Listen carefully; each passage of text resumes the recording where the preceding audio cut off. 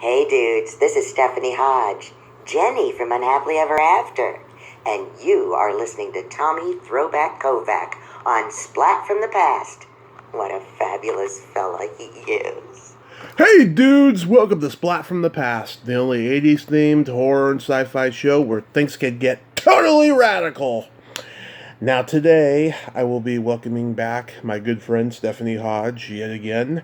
We are going to have a conversation, possibly talk about, the results of the election, stuff going on in our lives, upcoming acting roles that she has, stuff like that. Thanksgiving, Stephanie's always a great conversation and a great laugh. So, here is my new interview with Stephanie Hodge. Hello. Steph, welcome back. How you doing, hun? Let's go somewhere. I don't care where. Let's go somewhere. Oh my God, how did your audition go? Oh my God, that was the freakiest thing ever. Because you spend, who's that preface? You know that when a woman does an audition, Yeah. there's several hours of preparation, you know what I mean? Just on her face and her hair and stuff, right? Yeah. So I do that. Then I sit down. I've never used the camera on my laptop before. Ever. Yeah. Don't do that. And so I turn it on. I did the thing, and then boom, there I am. And it's like TV in 1962. Yeah.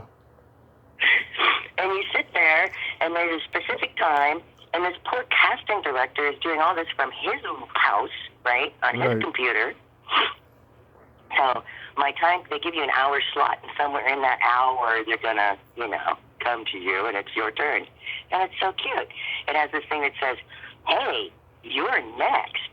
And then there's another one that says, you're on deck now. Get ready. And then there's one that says, your audition begins in 5, 4, 3. And like I'm hearing the theme song to Star Wars in the back of my head. Our living room is filled with boxes, and we're going through all of our stuff. We are so minimalizing, and I need to talk to you about that. Seriously, I need your opinion on some stuff. But Okay.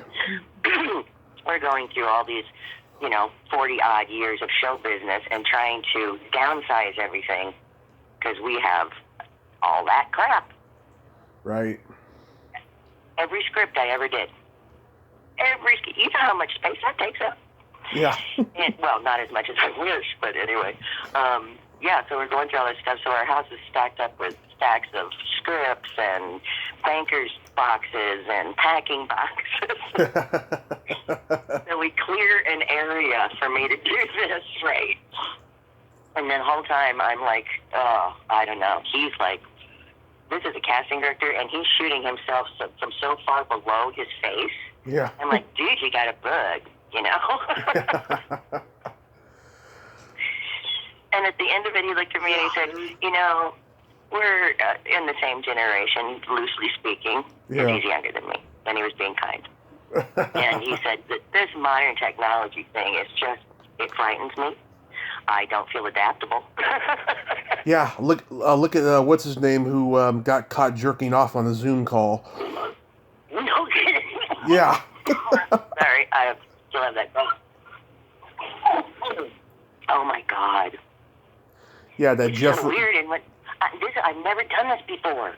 Yeah. As we're leaving, I said, "Thank you so much for seeing me. I really appreciate this." And I said, "Thank you so much.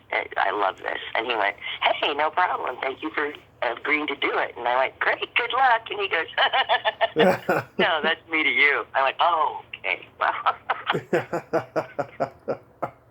I wish the casting director good luck, so I feel really smart today. You just don't want the job. Fuck the Zoom shit. It's nerve-wracking. And I don't know why. Why is it so nerve-wracking? Yeah. Well, fucking, it's stupid, everyone's doing it now, and I hope this is not going to be the only game in town, The conventions are now being virtual during COVID. Not all of them. Some of them have opened up, and they've really come under a lot of fire and criticism because they think that they're, diseasing people and diseasing the celebrities who do them. But yeah, fucking, I don't like that Zoom thing. I mean, everyone looks like a robot. Everyone talks like one. There's all these delayed, reactions. Oh, the hiccups. Yeah. Exactly. Everyone talks like Vicky the Robot from Small Wonder, Which in and of itself is a kind of nightmare. Yeah, except in this day and age, you can't say, "You must be the camel jockey," Hold on, I have to let my cat in. Okay. It's the cat that screams all the time. Yeah. Just sitting outside the door. Because I wouldn't have heard that once and come and got you. Yeah. Jesus, you're like a 16-year-old girl. Leave me alone. She's on her period. Whining, complaining all the time, does his hair constantly. Oh my God! So yeah, I mean, ask away about the minimalization of our entertainment industry, because I am totally with you on it. I just don't, I've had, thank God, and I'm always God grateful for every little thing I can get. Yeah. And every opportunity, because especially right now, there's so many people that have moved. And I wasn't even aware of that, really. Oh, yeah. But a lot of my management was telling me a lot of actors and actresses and musicians and writers just moved. Yeah. Oh, my God. Joe Rogan left and went to Texas, and he's been getting, frequent guests of his coming up to Texas to do the podcast now, or doing Zoom podcasts with them occasionally. And it's fucking amazing how he's done it. And all the other comedians that are in LA, they left and went to wherever, and they're doing their podcasts, in their own home now over there. Yeah. It's just, I don't know. And all these auditions that I do now are all, well, and they have to be, but there's, self-tape. And it's one of those things where it's like, what are the regulations? Well, we have to have a blank wall behind us, preferably off-white, gray, or blue.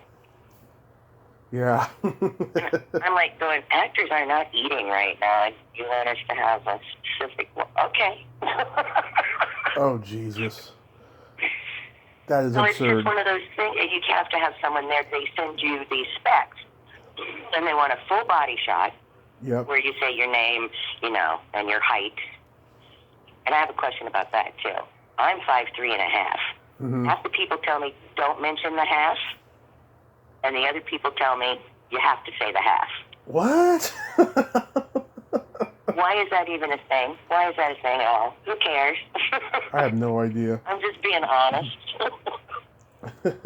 What if you walk in there and you're auditioning to work with some guy that's 5'4", and they want an inch different, and you get in there and there's your half an inch, they put you in a pair of shoes, boom, you're taller than him. Yeah. Is that the dumbest thing to have to worry about? It is. Oh, there's always something. It's always something stupid like that, God, I've there's too many examples I can think of where I've heard that, especially in acting, Oh, this headshot is amateurish. You should have one with this kind of a hairstyle, just dumb shit like that I've heard. Yeah. I have professional headshots that are up online. You know what most people use? What? Selfies. Oh, yeah, they do that now. Yeah. People will choose me from my row of selfies before my professional headshots. Well, they don't want, to pay $300 for a headshot no more. Yeah, really. And it's funny because you never really look like yourself in a headshot. And I am always, I used to get a lot of, he would walk in and hand a photograph to people. Remember those days? Mm-hmm. Yeah. As she snorts, which is ever so feminine. Maybe I'll crack a fart later and really entice you.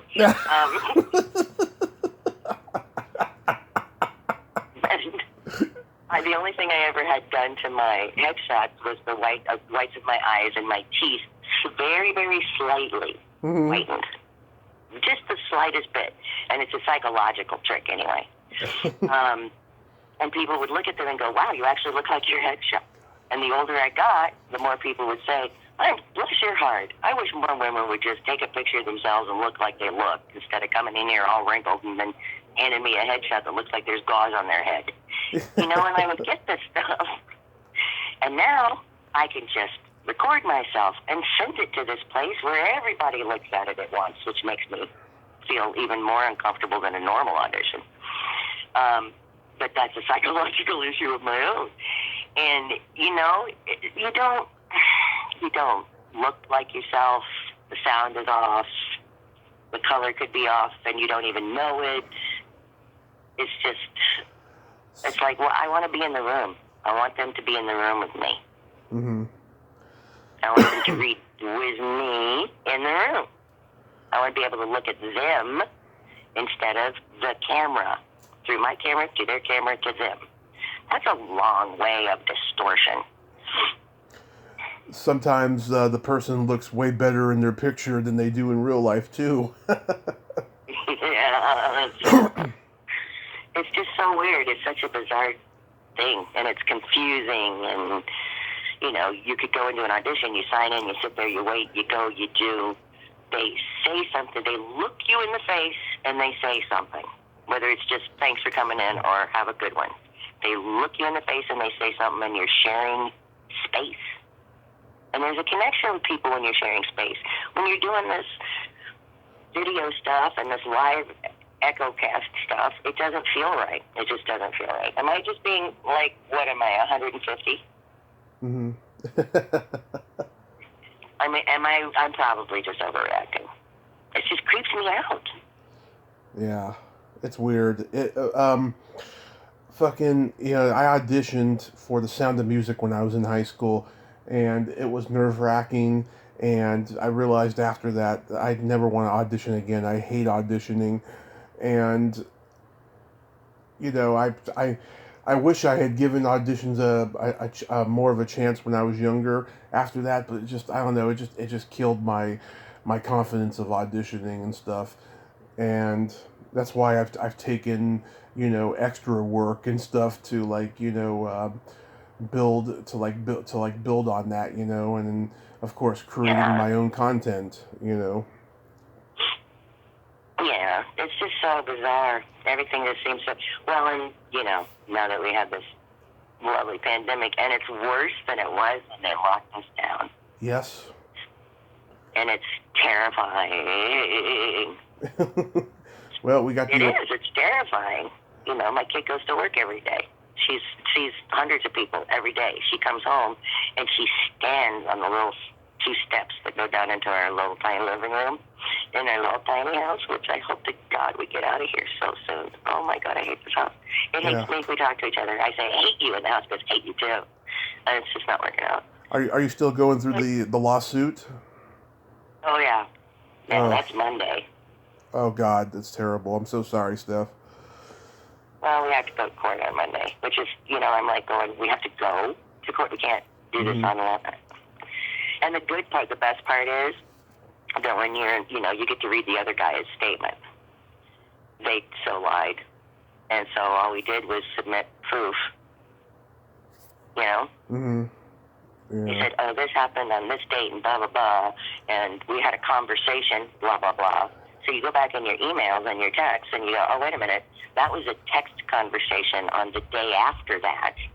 And yeah, you did say that. And that's the middle sentence of a 3 paragraphs telling us how sorry you are that the whole world's going through this awful thing and no worries and, you know, whatever it takes, let's all just work together. That part you forgot to tell the judge. Yeah. Fuck. And they claim they were not getting any COVID financial relief. Yeah. But we got a notification from the government that they are. So we included that. God, that's insane. So, yeah.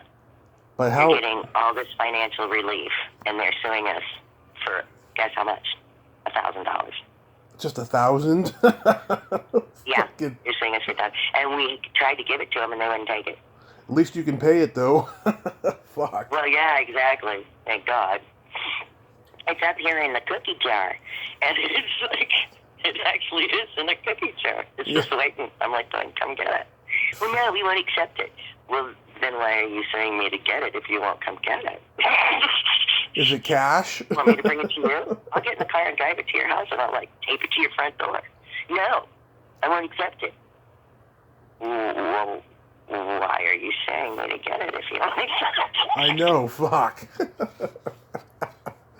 But they didn't tell the judge that they told us we will not accept this. And they did it in writing. We will not accept any payments towards that sum from you. They got issues. Wow. Yeah, they do. So that'll be fun. That'll be a fun 15 minutes. So, how about that election? Oh, my God. I'm telling you, you're going to love this. So this guy I've been friends with my entire freaking life from Ohio, the cursed state. Don't go to Ohio. It is cursed. And we've talked about that so many times, but genuinely, it is. You can tell that now? Yes, of course. Everyone can. He just had 2 new grandbabies in the last couple months, one right after the other, with his kids. Mm-hmm. Moved down to Texas to get away from the Midwestern winters. And I'm like, you chose Texas, of all places to go, and some way off little tiny town in the middle of nowhere. And he's a smart guy. That's all I thought he was. I knew he was a nice guy. Yeah. Great wife, good kids. So the election. Yeah. And he said, he's doing that whole, it's a conspiracy, Biden, crime family group crap, all that stuff. Yeah. Biden's a pedophile. And I said, let's skip all the lies and get to the truth. I want to know what you think about those 666 kids that were removed from their parents at the border, 200 and some of which were babies who were being breastfed. And no names were taken. They were given numbers like a Nazi death camp. And they were taken away. And they didn't get the parents' names, and they didn't coordinate a number with the parents like you even do when you valet park your car. Didn't bother with that. They just gave these kids numbers, took them away, and now no one knows who they belong to. And he goes, well, so what? And I said, you have 2 grandbabies. Close your eyes for a second and pretend like somebody just came and took them and you'll never see them again. And he goes, that's too far. He blocked me. Oh, my God. Fuck.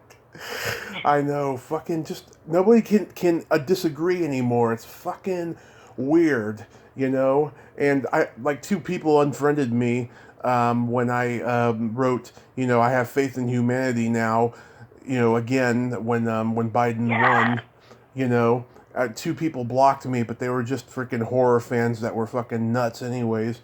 And so I didn't miss them, but it was fucking weird that just nobody can agree or disagree anymore, And I heard something really funny. I listen to David Feldman's podcast every Monday and Thursday, whenever he posts it. And this political guy that he talked to said, "Have you ever noticed that Biden smiles like a guy who just got caught cheating by his wife?"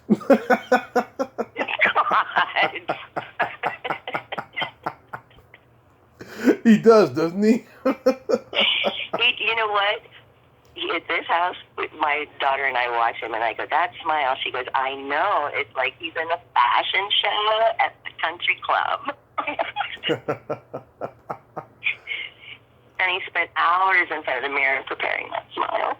And I'm like, it does. It looks really weird. He has a strange, ominous smile. Yeah, Jim Carrey can do it perfect on Saturday Night Live. You know what? We've recorded those, but I haven't watched those yet. Been too busy gathering information for a waste of time on Monday. Oh, God, when COVID hit in March, they had Rachel Dratch come on to play Debbie Downer, and I watched the skit finally the other day. Oh, God. Okay, it wasn't the greatest, but it had a couple huge laughs that made me frickin' roll. Ooh, good. It's just, I don't know, it's just such a, Who would have thought, who would have thought we'd have that? It's kind of bizarre that, because you could, and especially when you laugh at stuff. Yeah. I've laughed at things like on Facebook or Twitter and gone, that's hilarious. And they're like, no, I'm not kidding. Okay, bye. Yeah. Sorry, I mistook your insanity for humor. Yeah, no, it's okay.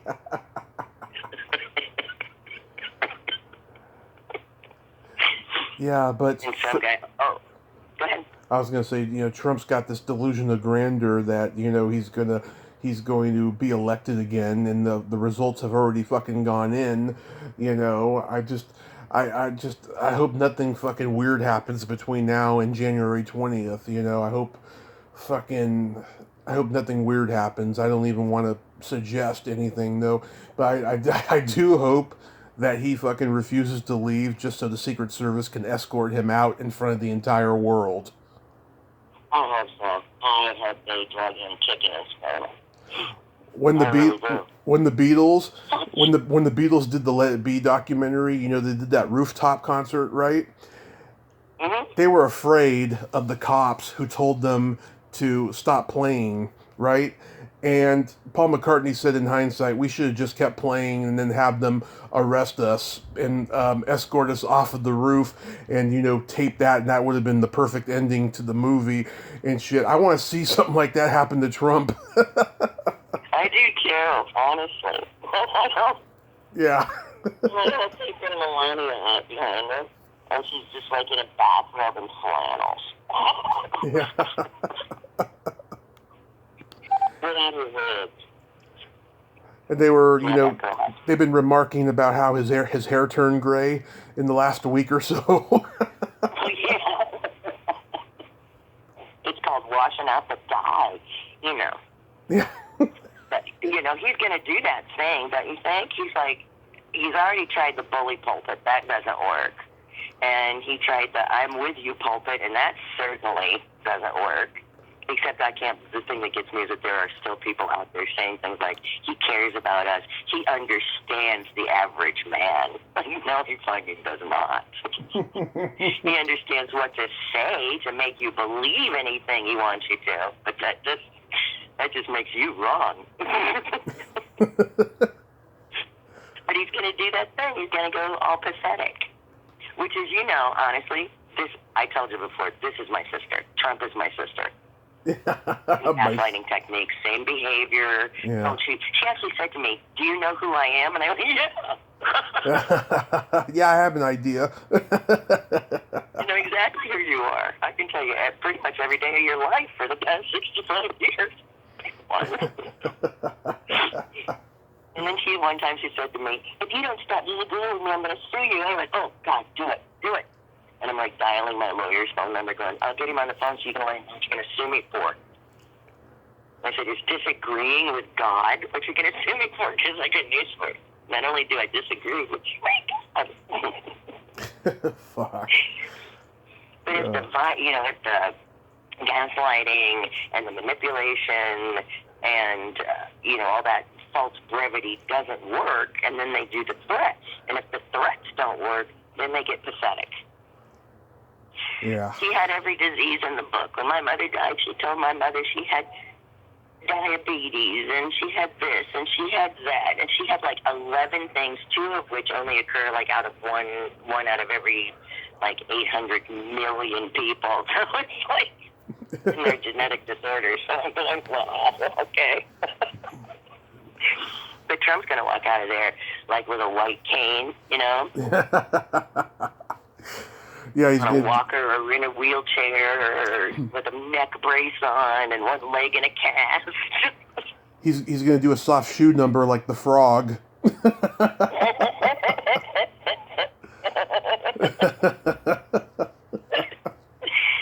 Oh my God, he's going to be so sad. He's going to be so sad. He may very well nail himself to a cross and just go, carry me out now. It's long as a be seen. Because he doesn't know how to insinuate anything, Yeah. Either full balloon,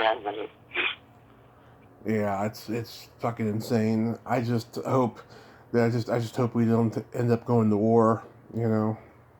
That's a genuine fear. I'm terrified of that thought. He could do anything. He could do absolutely anything at this point. I don't think he can anymore, to be honest. I think he can, Well, but not. I think he can, but not really. Though I think so many people have turned on him. I hope so. I just don't. How can people? This even right down to the business of any employee at the White House that looks for another job is automatically fired. Yeah. Especially if it's under his command. Yeah. And it's like, why are you doing this? You didn't get elected. You aren't coming back. These people have lives and they need another job. No matter how shitty a person they are, you're just doing it for the cash, and the position. All those staffers. Honestly, it's like being on a sitcom being told on Monday, we're doing great in the ratings, and then Friday, you're all fired with shutting down the show. Firing all the writers, yeah. Yeah. Yeah, fuck. You gotta let them network, man. Yeah. Oh my God. It's strange, but I have faith that Biden's going to do a better job, and I don't know if we'll ever be the same again after this pandemic, but I think people will be a little bit nicer to each other, at least for a little while. I hope so. I really do. I really hope so. And I hope that people are honest and are willing to face honest things, because it's not going to be the same. We're never going to live in the same world again because of this pandemic. We're just not. And the country needs to heal, and it needs to mourn what's been lost, mm-hmm. and look forward to the future. And if we skip, that's what I think, honestly, that's what one of my biggest fears is to watch the country move forward and kind of not really attend to what this pandemic has done to us. Because it's emotional and it's psychological, it's physical, it's monetary. It's put us in a different position in the world all by itself, and by Trump's mishandling of it or not handling of it. Yeah. We have a lot of picking up and healing to do, and it's not going to happen if everybody's not at least superficially polite. Is that too much? I'll tell you this, there are people I've interviewed that are Trump supporters, and I have had so much respect for them until I found out that they were supporters. It's not so much of the matter of agreeing or disagreeing, but just like, when I hear things that he wants to do and they support it, it's just like, hey, what about me over here? It's going to affect me, me losing my Social Security while the rest of the world doesn't know who I am yet. I have to have something. Yeah. It's hard for me to respect those people again after that. And it's only 3 people. I don't know a ton of Trump supporters personally, but those 3 in particular, I'm just so disappointed in. Yeah. Yeah. See, it's like that guy that just said to me, "That's too much. You went too far." Lee invoked empathy. I asked him to have empathy. This is somebody that I respected a lot and liked, and his family. He knew everybody. Mm-hmm. And because I asked him to have empathy,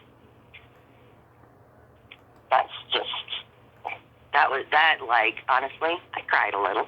Mm-hmm. And not just at him as a friend, but at the idea that I didn't know who he was for all these years. I had no idea. Yeah, it's sad. I found out one of my other friends that I thought I knew is a Klansman. Hello, goodbye. Really? Wow. Yeah. I don't know a single Klansman. But I do know people who are racist and would be right at home being one. Yeah. And my only response to that was, well, say it. I just heard this. Is this true? And he goes, what do you think? What do you think, snowflake? And I'm like, oh, fuck. And And I said, oh, I thought I knew you as a decent human being, but apparently you're just Satan's turd. So I hope you grow a vagina and have a miserable life. Out of here. Mm-hmm. What got me mad at him is that women don't belong in power, especially black women, you know. Yeah. And Kamala Harris is history. She's unique history. She's the first time ever. Yeah. I think she's an amazing woman, and she should be held up as an example and as hope for the future. And I don't understand why some guys are like that anyway. You know, women don't belong here and there and there. It's like if they want it all for themselves, but that also means you want other work for yourself. Mm-hmm. Wouldn't you be happy splitting that work in half, or somebody can do it at least as good as you can? And just because she has a vagina doesn't make her less. It actually makes her less vulnerable. Yeah. And also, too, you know, yeah, and there was that show Veep, you know, that was on HBO that set the stage for it. And it would be kind of bizarre if Biden got assassinated and Kamala Harris would be the first female president. Yeah. Oh my God, I hope that doesn't happen. I mean, you know, well, let's just put it this way. It's way different than Kennedy and Johnson. Oh, yeah. Way different. Way different. At least this way we've covered, you know, I mean, I believe in Joe Biden, and I believe in the Democratic Party and their processing and goals. Most of them, not everything, nothing's 100%, you know. Yeah. And I really believe Joe Biden's going to help us out a lot. We're going to be better for this, way better. And having Kamala in there is just, that is absolutely the icing on the cake. Because she's going to bring up things that have been ignored for 100 years. We're going to have solutions to issues that shouldn't exist in the first place. Mm-hmm. Trump's niece came out with that book this summer. It sold like 10 million copies in literally a day. Really? I didn't realize that. Yeah, something like that. I'm just it was a lot of, it was a big number. I'm thinking it was like 10 million, something like that. Maybe 10,000, who knows. It was a big number. But I don't know how, how much it affected, his chances in the election or, COVID or anything though. But I wonder what it would have been like if the book had come out a year ago, maybe.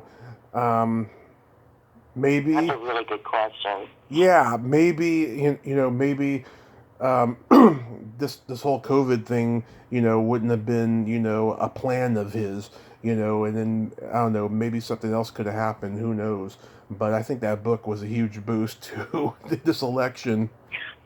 I do too, I really do too. And I think the recordings with she and Trump's sister, her aunt, that came out, the voice recordings, really boosted that too. Really gave her more credibility for people who were kind of doubting her credibility in that. But that woman completely ruined her family life. And has alienated herself from her entire family, and she did it for the right reasons. And she stands fast. I have a lot of respect for that. That's a very scary thing. I mean, what could he do to her? Pretty much anything he wanted to. Yeah. At the time that it came out, Yeah, and there was a guy who worked with him on The Apprentice. He did a podcast interview that went on for a long time, back in May, I think it was, and he talked about, his daughter giving him a lap dance on the set of the show. It was captured on film.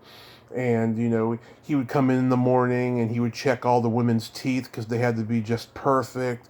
I mean, really creepy, disgusting stuff that he did. It is, yeah. Oh, God. Honestly, I don't understand. Don't get it. Yeah. I try really hard to get it. And I look at the worst times in my life when, devil holds his hand out. I'll save you. You. Come on. But it's the devil. Yeah. You know what I'm saying? Exactly. To go that way is a choice. And why people have chosen to go that way. Why people support him. Why they believe him. I'll never understand it. I really never will. I believe, and this is a segue into the next topic, I believe when a person volunteers, they are the devil. And I've learned that. And I'll tell you what, this past summer, I got interviewed on a podcast for the first time ever, right? Yeah. She had been on my show. Oh, well. Yeah, she had been on my show the week before, and it went great. And then she interviewed me, it went great. And then she started exuding really shady, fucked up behavior. She started getting territorial with me. Like every time, I'm a guy who gives credit where credit's due. And if I know I can't take credit for something, I try to I try to include the person that can take credit for it. She recommended. Honestly, let me just boost that because that's the truth. Mm-hmm. You're the only person, you're not the only, but you're one of the very few people I've met who are like that, and that's something to cherish. It is. About another person. So yeah. It is. You always get things credit too. Oh, thanks. Yeah, so she, she untagged herself in the posts of like people she suggested for me to interview that she interviewed, and just got territorial. And then, when I came public about my mom's, accident, she messaged me privately, and we had a nice conversation where she was showing me empathy and compassion. Then 2 weeks later, she unfriended me, and this was, I told her, I said, why did you unfriend me? And she's like, oh, I didn't. I'll re-add you. And I'm like thinking, okay, well, I let it go. And then I let her know, I discovered her secret life of amateur porn. And she said, oh, good. She said, oh, good. Yeah, I'm gonna go public with it more. And then she started posting risque pictures on Instagram and Twitter. And, I would like them. I wouldn't comment, though, because no one commented. And I didn't want to be the only one, And yeah. And then more weirdness started to happen. And then, she unfriended me a second time, and she didn't respond when I confronted her on it again. And then I just put her to the test and said, hey, you want to do the show next week, talk about, old Universal horror films because Halloween's around the corner. And she responded with, after she told me that I was her friend, she said, I'm not interested, I'm busy. Last I checked, friends don't talk that way to each other. What? Yeah. She said... She's not making any sense at all. It's like she's trying to drive you crazy. Exactly, right? So, then I interview my fourth person that she's interviewed, and the next day, I'm one member short on my Tommy Kovac podcaster group. And not only did she remove herself, she blocked me on all social media. Everything. Facebook, Twitter, Instagram. And I wrote her a message the other day just to give her a piece of my mind. It hasn't been read yet, but I just told her in a non-confrontational way, without any swearing or name-calling. I just said, you can't treat people this way because, word gets around, and, you have to be very supportive to your colleagues and not be territorial, And I assumed, I put like a list of, what the problems might be, that she's doing this, and territoriality was one of them. And I'm guessing that's what the problem is with her. Yeah, probably. I mean, what other problem could there be? That's the only thing that makes any sense at all. Maybe she's uncomfortable by the fact that, I support her in those risque pictures and stuff. And I clarified with her, I don't have a crush on you. You could be a 400-pound sumo wrestler doing this and I would support it. Because that's how people are supposed to be with each other, when you're, podcasters and colleagues, you have to show support, be a part of the community, and it seems to me she's just being competitive. And the weird thing is that you're a feminist. I don't know if anybody's ever said this aloud, but you are an amazingly cool feminist. Really, me? You support.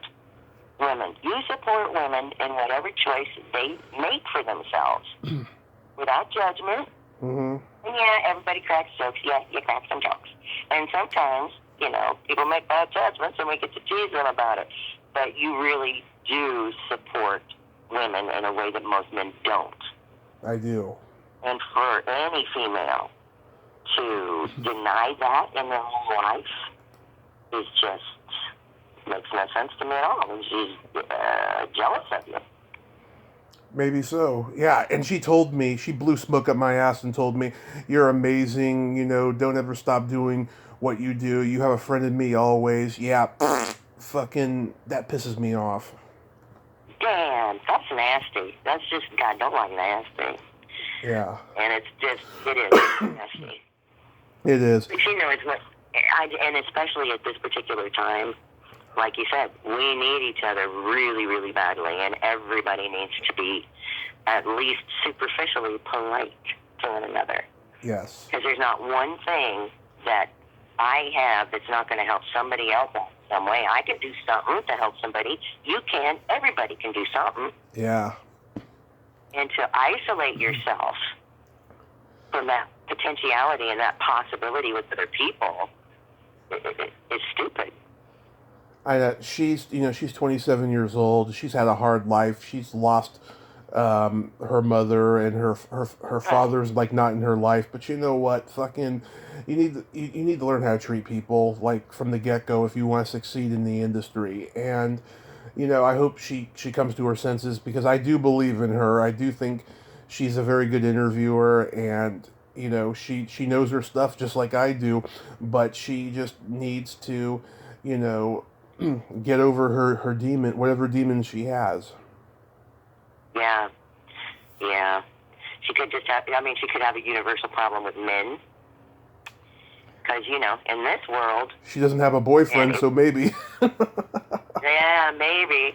But it's amazing because, like, if I had decided that I was going to think all men were like one of my exes, mm-hmm. if I had made that decision at that time and said, that's it, I wouldn't have you as a friend, and my life would, that makes me want to fucking cry. Yeah. Honest to God, I just cheered up. I wouldn't have my husband, I wouldn't have my daughter, you know what I'm saying? I wouldn't have some of the men friends that I have, and I certainly wouldn't have the women friends that I have. So, if you let one person hurt you so badly that your entire perception changes on that, and universally speaking, then you've dug yourself a hole and you're pulling the dirt down on you. Every time she does something like that, she's pulling the dirt down on her.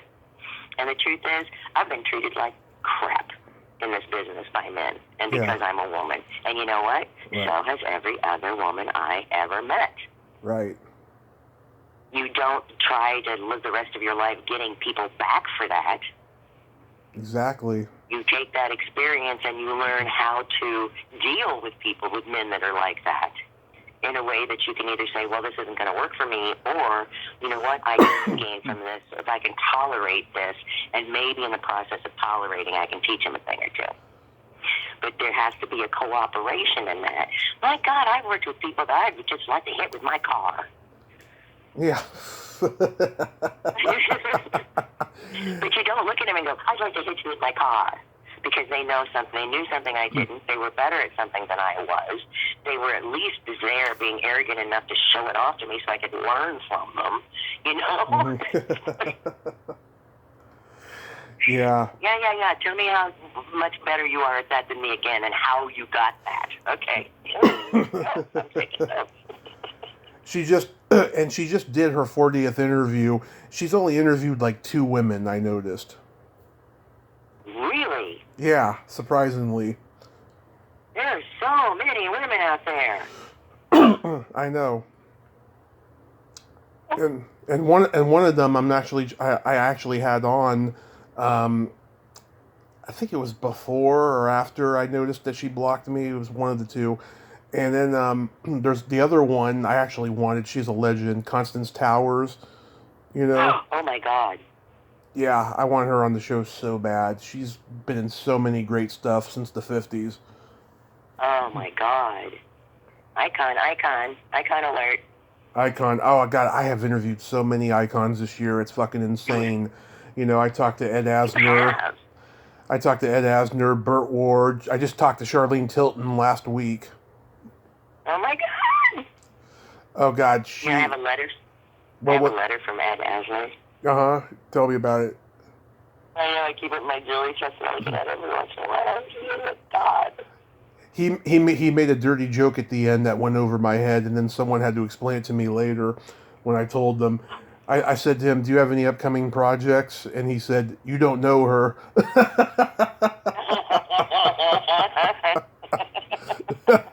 That went way over my head. Oh, my God.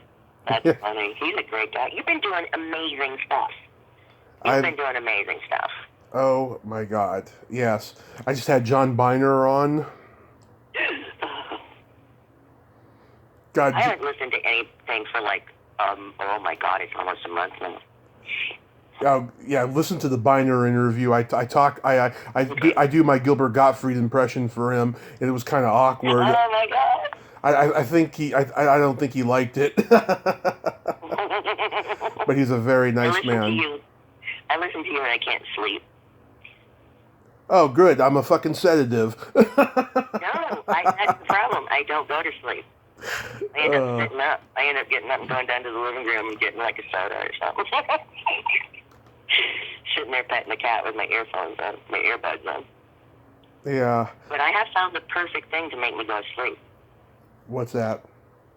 Ambient noise of thunderstorms. I thought you were going to say an ambient noise of a vibrator.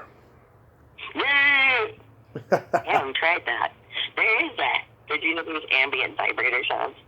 No, I didn't know. there is ambient every kind of sound you can think of. Zipper sounds. Mm-hmm. Apparently some people really enjoy listening to Zipper. Zipper. Yes, people eating, which makes me want to throw up. I cannot stand the sound of other people eating. Bill Cosby does. He used to make a lot of his employees watch him eat. Ew. I know, it's weird. So, come on. You're growing up with Bill Cosby. You're eating with Jell-O. You're watching, Hurry, and you just got eaten. Oh, the whole time he's just a pervert. He's a controlling monster like Trump. Jesus. Oh, God. It's amazing. If you could interview any, 5 people, throughout all time and space, because you know me, I never make anything easy, who would they be? Oh, my God. Let's see. Well, I would love to interview Illiana Douglas because she's got encyclopedic knowledge for classic films. You know, her grandfather's Melvin Douglas. Yes. Oh, that would be fabulous. She would be at the top. I've tried talking to her PR guy and stuff. Hopefully, maybe when her next book comes out, which I've kept up to date. I think it'll be out hopefully next year. I'll get to talk to her. There's her. There's a lot of people in the horror community I'd love to interview, but frickin' most of them are assholes. Because I'm not a member of the club. They're nice, but I'm not a member of the club, so I don't get to interview them. Let's see. God, there's a lot of friggin' people that I'd love to talk to.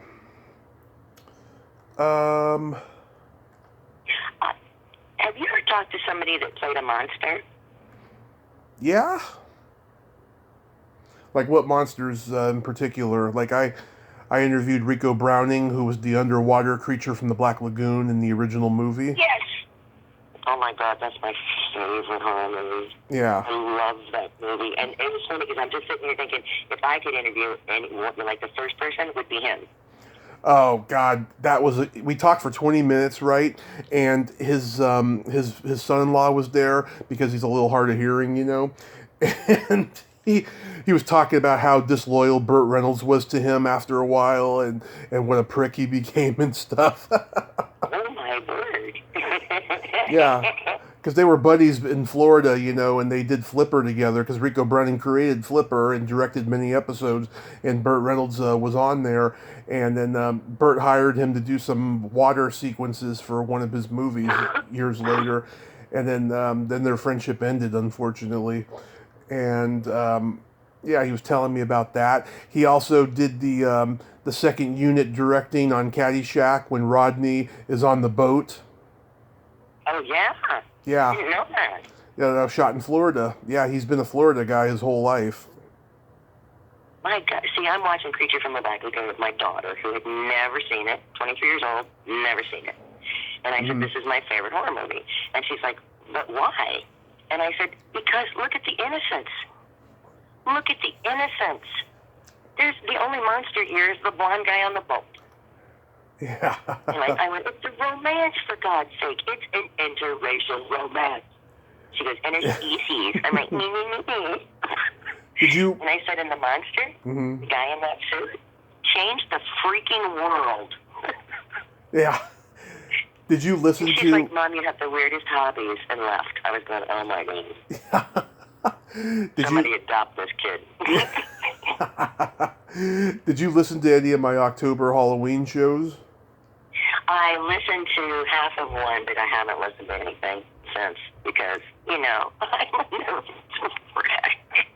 Oh, I had some good ones. Oh, for October, there was a lot there was a lot of people who declined because the election was stressing them out and shit. But I got a lot of good ones for October. I'll listen to them. Oh God, Seriously, when I'm fucked up and I cannot, because we know that I have been diagnosed with anxiety. Yeah. And chronic depression. Right. And we get into the pandemic, we can't pay our insurance, so we lose our insurance. Right. And then it gets worse and worse and worse. And so no doctor, so no meds.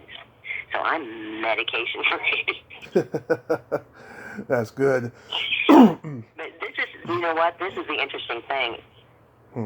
My friend Faith, that I text with every single day, almost every single day, because she's by herself, and she's a really good friend, and she's crazy, so I love her. Yeah. And my very own child and my husband have both said, without the medication, I'm much better. I'm happier. I handle things more easily. I don't get upset as much. And I'm like going, okay, so that's a good thing. But now, where was I going with this? I have no memory. I lost my memory. Wow. So yeah, I remember we were talking about the Creature of the Black Lagoon, and then listening to you.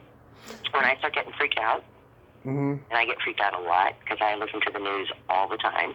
And it's always on. It's not whether or not it's just on the TV all the time. You know what I mean? Yeah. My husband does that. I have listened to your podcast, and I haven't since probably the beginning of October. I haven't listened to anybody's anything in that long, and I don't know why. Because that's what calms me down. You know, I'm not a political guy though. I'm just pop culture and sex. That's what I talk about. But see, that's what's important. Because if it weren't for pop culture and sex, there would be no politics. Think about it. Yeah. We would have no inroads to our own lives if it weren't for pop culture and sex. You're one of the few that when I do talk political, you're one of the few that I feel comfortable talking about it with because you're smart about it. And other people, they just try to avoid shit because they want to be professional, Oh, the thing is, people always say you have to be professional, and that's true. And professional means I have a reputation as being incredibly professional. You show up on time, you do your work to the best of your capacity every moment of the day. You're kind, understanding. You can get along with pretty much with everybody unless they hit you, and then you don't hit them back. You go, oh, your hand must have slipped, and then you swear at them under your breath. But there's just, professional also people will work with you, and they find you. They get you. They see you. You know what I mean? So yeah. it's like, I would rather just be myself with you, where I am very comfortable being myself. Thank you very, very much. It's one of the few places. Same And here. have somebody hear this and go, oh, that's what she's like. Yes. And to meet me on a set somewhere and, like, give you that eyeball. What have we here? Yeah. Same here, you know. I mean, I've made so many friends because we share the same sense of humor and stuff, you know. On Halloween, I did a podcast with this one actress friend of mine, Marie Lauren, who was in this sci-fi horror movie Creature in 1985, and love that movie. Yeah, I watched that movie last month. Yeah, I had a crush on her when I was a kid, you know, and the whole 90 minutes that we talked about my dick having a curve for most of it. And she was like, then we got into a conversation about quickies, right? And she told me, you know, she likes to have a quickie on a hardwood floor, you know, and oh my God, that just made me so horny thinking about the way she looked in the 80s, and just that visual was freaking hot, you know. And we have no boundaries in our friendship, her and I and stuff, so she's not uncomfortable by me, you know, telling her about my fantasies and all that stuff. So I cherish that friendship. You know, my daughter and I were talking about that the other night when we were fixing dinner. Mm-hmm. It's one of those things where, you know, she works retail, mm-hmm. and it's so hard for her because she's an artist, you know. Yeah. And but she gotta make some money. Freelance, and yeah. Yeah, and it's amazing because, you know, I worked at Macy's holiday season last year. Up until March, up until the pandemic, selling fine jewelry at Macy's fine jewelry counts up. Yeah. And I enjoyed it. You know, I enjoyed it. I really did enjoy it. It was so much fun just being like in the middle of people, like normal people who didn't care if I had a pimple, you know, or who weren't going to tell me, "You're putting on a little weight there, aren't you?" That was really nice. Yeah. But there's just certain protocols when you work retail, you know. You have to read everybody's handbook when you go to work for them. And it's amazing to me because where she works, it's a miracle. Everybody likes everybody else pretty much, you know. They all get along. She's been moving up. You know, she's assistant manager now in less than a year, way less than a year, because she's responsible and intelligent and she knows what to do and how to do it. And she doesn't let anything cause her to shirk her responsibilities. So clearly she's adopted. But we were talking about what you can and cannot say in an environment. Now, where she works, there's more leniency because they sell sex toys. Yeah.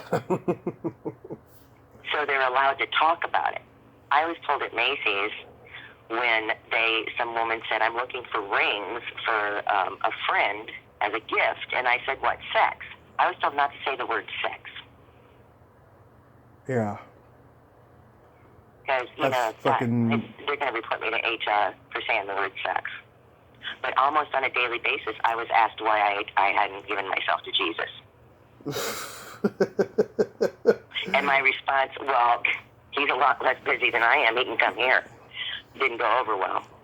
And I was kidding. Because I couldn't believe anybody was talking to me about religion. I could not believe that had... Like, what? Oh, my God. Why would somebody suddenly walk up to you when you're, you know, polishing something and go, "So, do you or do you not believe in God and Jesus is your Savior?" I'm like, "Excuse me, I'm not allowed to say sex, but you can ask me that." Yeah. I'm sorry, but I'm way more touchier about that than I am sex. Let's talk about sex. Hey, Steph, where do you like to have quickies in? On counters. Really? Mm-hmm. Even if they're made of marble? Yeah, because it's cold. That's not my thing. I like to be in the last row of a movie theater in the dark. Ah. Yeah. Now I never thought of that. Drive-ins, yeah, but movie theaters, I never thought of them. Well, balconies. Yeah, well, it's very risky, especially now, you know. But like in my 20s, oh God, it was a lot of fun. And um, I remember one time, oh my God, me and this girl that was like a friend of a friend, she weighed like 500 pounds almost. She was a huge girl.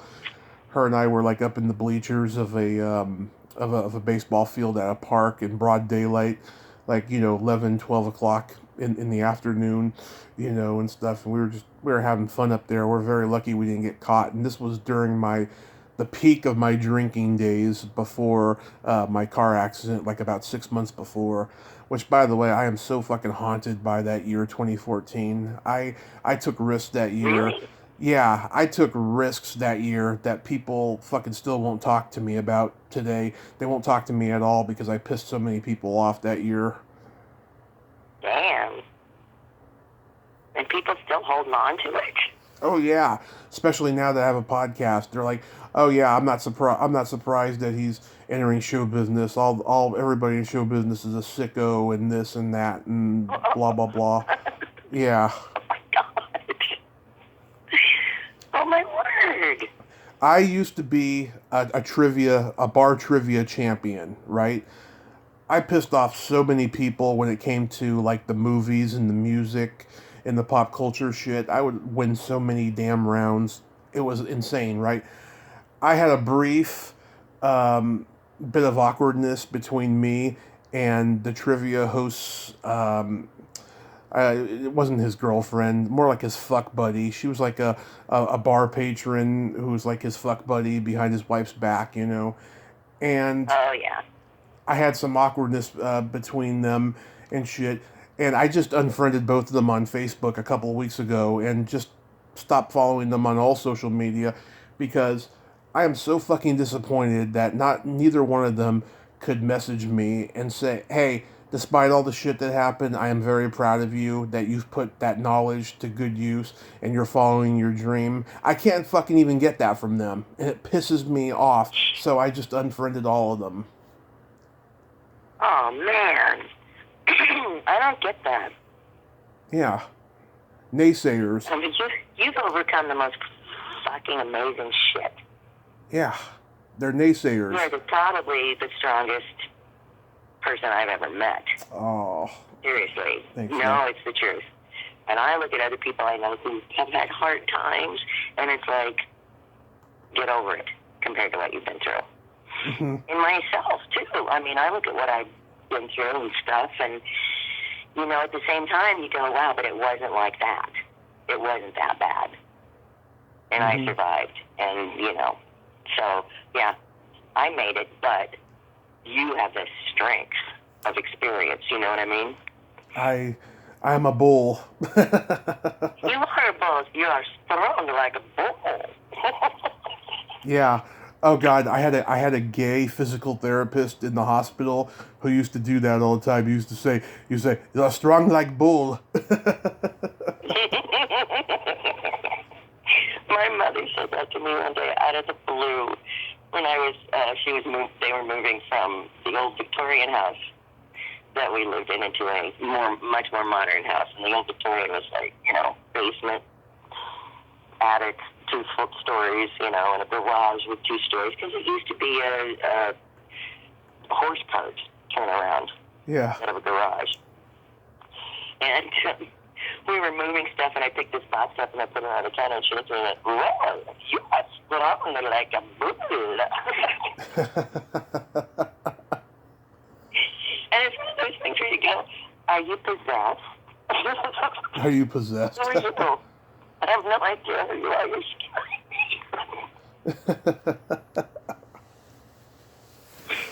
No, she's haunting me, Yeah. My stepfather died the other day. No. Yes, the one who was a good guy for 8 years, and then he fucked me and Mom over bad. Yeah, he died. Oh God, yeah. He died last week. Oh man. My mom got a phone call Monday morning from her lawyer, who's also his lawyer. Because he was going back and forth to court with that woman he was living with. And he said, yeah, he was trying to get in touch with him for a while. And then his phone was off the hook, so we went over to the apartment. and the landlord said he found him dead like a week before or something, and yeah, I guess the cancer just ate him away. Oh my God, I'm sorry. I'm mourning those first 8 years, but I just wish that he hadn't, gone into the direction he went into, after that.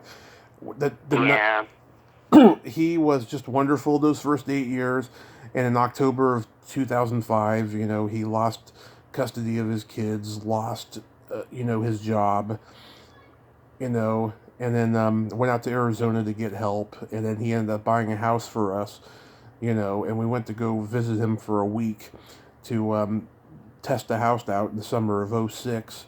And I knew he was never the same again when I broke my tooth at the all-you-can-eat buffet, and he made some joke that hurt my feelings, and I called him on it, and then he threatened to kick my ass, and that's when I knew we lost him. Oh, man.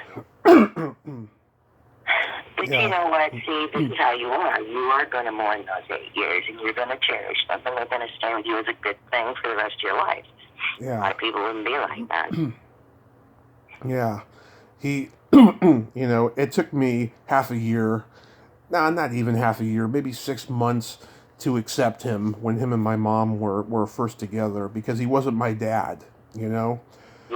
He did have a lot of my dad's synchronicities, though, like, drinking and just, having a hilarious, raunchy sense of humor, but he still wasn't my dad, And when he came back into our lives in 2010, my dad actually got to spend some time with him for the first time ever. And he was, my dad was helping us move his stuff out of storage, or into storage, I should say. And, my dad saw the direction they were going into with their pill use, and then he just distanced himself from them. Man. It was pretty bad. Oh, God, that's awful.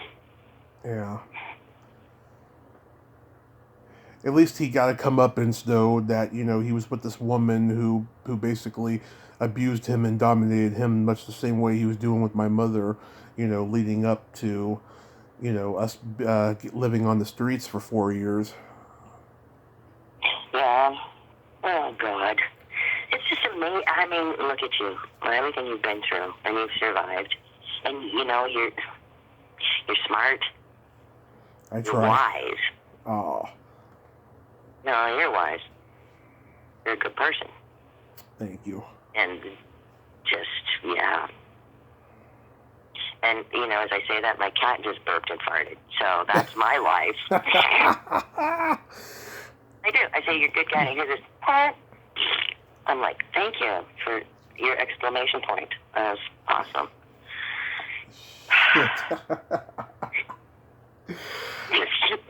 It's seriously, that's my life.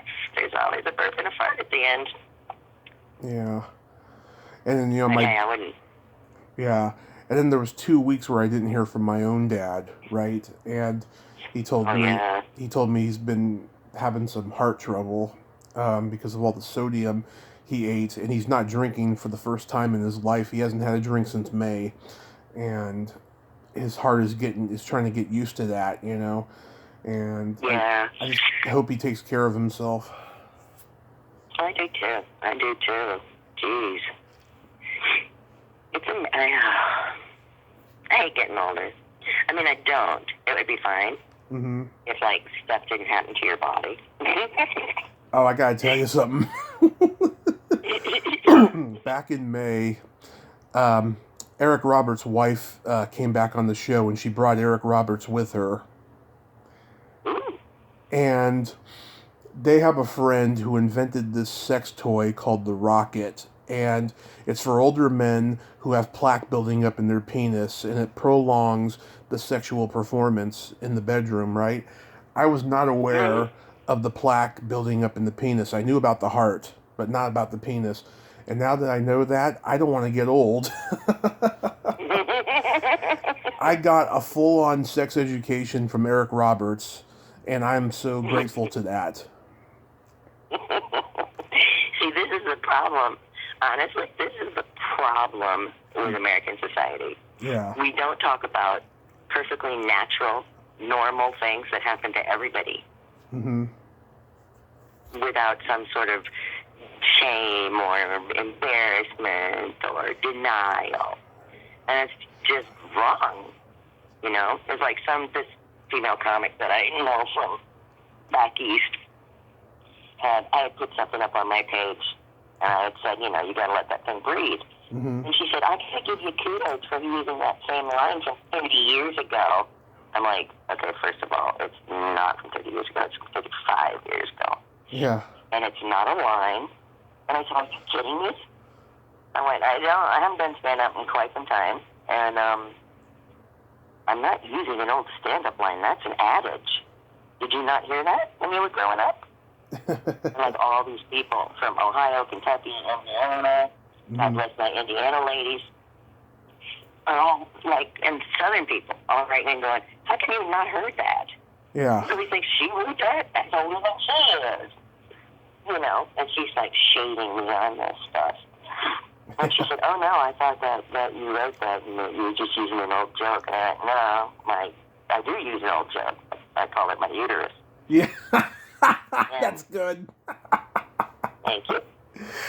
And, oh, that's too far. I'm like, oh, shut up. Somebody said, hey, Stephanie, they just need you to dry up. I said, trust me, I'm dry. I'm 63. What do you want? And she goes, lube? I went, thank you. Well, we're having this fun conversation, and there are people who are unfriended because of it. Let me ask you this. Was that comedian friend Felicia Michaels? No. Do you know Felicia? I do know Felicia, yes. I have not, I know who she is and stuff. And we worked together many, many, many, many years ago. Okay, so we know each other from Facebook and Twitter, and I've been trying to get her on the show for 2 years now, and now she's into the conformity of the LA comedy scene. We're having a certain amount of followers and what have you. And I made a joke on Twitter. She was talking about something about her sons, getting older and, being sexually experienced or whatever. And I made the joke. I said, have you cracked their bed sheets yet? And she said, that's really funny. Thank you. And she wrote, LOL, you've gone too far, sir. Oh my God. Her? I don't believe it's too far for her. I think, yeah. I mean that nicely. I don't mean that badly. I mean that, yay, Felicia, not bad. Not bad. Good. Well, she had a podcast until she's one of the comedians who moved out of LA. She had a podcast with this comedian in my age group named Jessica Wellington, and I had Jessica on the show back in January. She had just woken up at 3 o'clock in the afternoon, and we were doing the podcast, and it was kind of awkward. I don't think I was her kind of strange, and I think she told Felicia not to do my show. I really think so. I really think so. Yeah. Oh my God, that's funny. It's amazing to me that shame people will throw at you because they don't understand this business. Yeah. It's why she's openly publicly, this broad is openly publicly shading me because I said I used that in my act years ago. Yeah. And it's just, everybody knows that. Everybody knows you gotta let that thing breathe. Everybody knows that. And everybody knows that when you're getting dolled up, you won't start from the top and you wash down as far as possible. Then you go to the bottom, you wash up as far as possible. But you make sure you wash all possible. Yeah. It's crazy. Okay, these are the goofy ass things my grandmothers used to say to me. Mm-hmm. And each of my grandmothers would be, oh dear, let's see, one would be 100 and, yikes, 150 now. So these are not new things that I am continuing to use, and I'm not milking them dry, thank you, dear. But you just go, why is that shade necessary? Why do you need to shade somebody like that? What why? I'm serious. Like, why? Why would you suddenly just shade me out of nowhere? Okay. I had no idea. Oh, I know what it was. This guy was writing a book about the Minneapolis comedy scene, and he'd interviewed me, and he'd interviewed everybody that was in it. Louie. and he asked me to name other female comics, and I said, wow, when I first started, I was just it. Yeah. And I said, by the time other female comics were performing regularly as individual comics, not as duos or skit shows, stuff like that. I said, I'd have, besides Liz Winstead, I had to think. And I didn't name her, so apparently that pissed her off, because I forgot. Yeah. Well, but Louie, he was in that scene. He got you the Comedy Store audition, you told me. Yeah. Yeah, I did. He also got David Spade a Comedy Store audition, and Mitzi didn't like Spade either. And I'm so glad to be in that company. Yeah. and Louie said, "Sorry, I tried." Yeah. Oh wow. That's okay. God love him, and I do. Yeah. It's just a weird life, weird. Somebody from my hometown was talking about how when Biden gets elected, they're going to come for our guns. Mm-hmm. And I'm like, are those registered? Because if you're saying they're going to come for your guns, your and my guns, make sure they're registered. No sense of humor. They're going to shut down all the churches because Biden worships Satan. Yeah, you can clearly see that every Sunday as he walks into Satan's house. And, he's not in church. He's out back in the parking lot with Nazis, apparently, is what I've been told. She's saying all this stuff, and I'm like, I just went, you have the most wild viewpoint of what's happening in politics right now. And I said, I'm so sorry that you believe these things. How offensive is that? Is that offensive? I don't think so. Maybe not. I didn't think it was offensive. I was just shocked. And she was so adamant, and she was like, you just wait after he's president and everything goes to hell. If you come running to me, I'm not going to help you. If you voted for him, if you're a liberal. And I just went, oh, and there's a Christian viewpoint we can all share. I had a fight with this dominatrix that I've interviewed twice, right? On Twitter, we had a fight. She posted a picture of herself with semen all over her face, right? And I commented, dead babies, punctuation mark, right? And she took offense to that. And so we had like an email fight that went on for a little bit. And then finally she was like, okay, I don't want to go any further with this. You have the right to your opinion, but keep it off my page. And if you want to follow me still, you can. And I was like, no, I don't, because come on, that was freaking hilarious. It was hilarious. That's really funny. Yeah. God, and she wanted to fuck me too if we were ever in the same town, but it's okay. There's a lot of actresses I've interviewed that want to fuck me next time I'm in L.A. You bet. Well, bring a suitcase full and don't forget where my kid works. Lots of products there. Oh, I got plenty of that stuff. Don't worry. Oh my God. Oh, so this chick, she said, she got mad at me and she said, you're just a washed up comic and a wannabe has-been actress. You are a professional actress. Well, it was so funny because she said, I would rather die than listen to that filthy penis joke you tell. And I said, okay, honey, which penis joke, first of all? Yeah. And in the second place, when you retire from something, it doesn't mean that you're washed up, unless, of course, you'd like to be a washed-up teacher. Does that make you feel good? Yeah. And I said, you can't be a wannabe has-been unless you're, like, sitting on a farm in Ohio somewhere believing all the shit Trump tells you. Then you are a wannabe has-been, and very soon you will be. And she said, quit speaking like that to me. You're just trying to confuse me. Oh, that's hilarious. Unfriend me. No, you unfriend me.